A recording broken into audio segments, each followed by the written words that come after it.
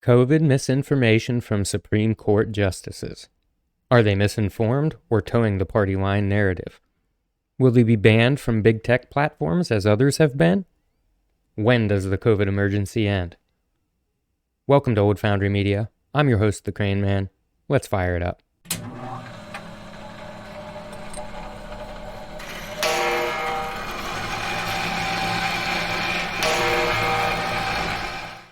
Liberal Supreme Court Justice Sonia Sotomayor under fire for overstating that 100,000 children are currently hospitalized with COVID and many are on ventilators.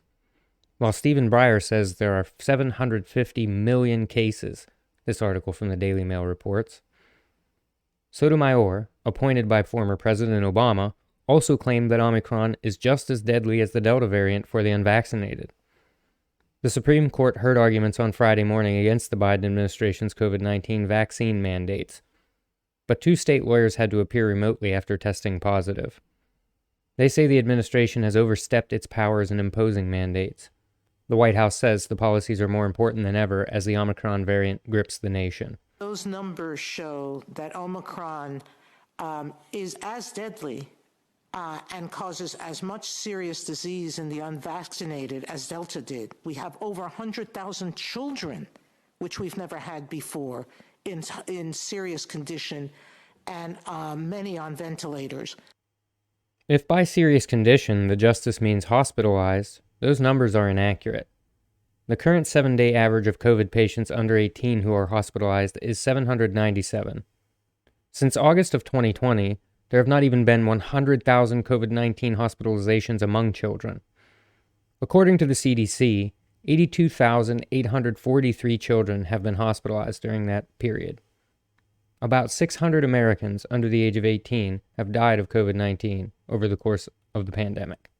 Unfortunately for Sotomayor, not even PolitiFact could tow this line of crap. They found her statements about the 100,000 children to be false. Moving on to Justice Breyer's statements about the arguments yesterday, we hear, 750 million new cases yesterday, or 750 million new cases yesterday, or 750 million new cases yesterday, or close to that, is a lot. And in this New York Post article, we see, when Breyer waded into the fray, he suggested the OSHA rule was needed because hospitals are almost full to the point of maximum, and that 750 million new cases had been reported in the U.S. yesterday, despite the fact that the population of America is around 330 million. In addition, information from the HHS shows that nearly 21% of inpatient beds and more than 18% of ICU beds nationwide were unoccupied as of Friday. In a Getter post, ALX writes, Justice Sotomayor just proved that the COVID misinformation the left is always talking about is actually being spread by the Democrats themselves.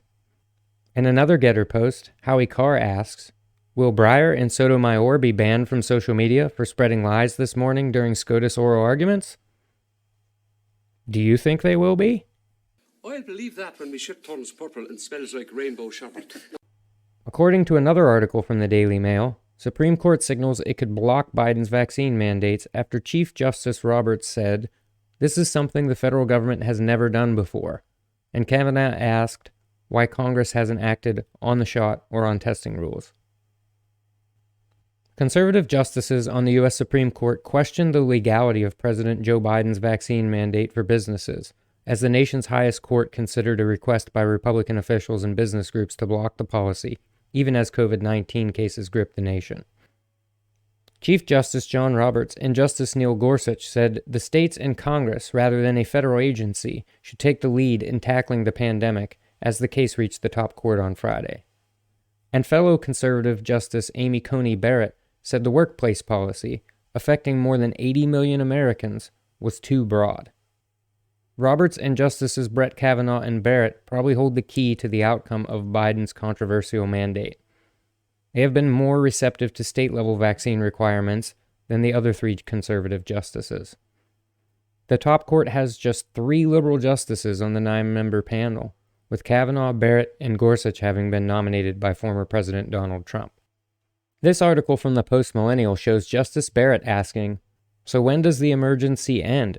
Justice Amy Coney Barrett asked. This is the key question as we enter the third year of a pandemic that has seen the upending of our economy, our educational system, our public and personal lives. When does the emergency end? The emergency temporary standard claimed by Biden and OSHA was not enacted at the outset of the emergency, or even a year into that emergency, or even as soon as Biden stepped into the White House and began issuing executive orders overturning every Trump order he could think of. The emergency was claimed 9 months after that, by which time the emergency wasn't the pandemic, but the refusal of many Americans to take the vaccine. Barrett took notice of this. For Barrett, one of the key questions was not about the need to push through perhaps unjust laws due to the severity of the pandemic, but about the emergence of seemingly endless emergency powers that have been taken by federal, state, and local governments. Biden, in many cases, has legislated the pandemic through executive orders, some of which have come up before court. I think this is one of the key points of the case. Why did it take until 9 months after Biden was inaugurated for an emergency to be claimed?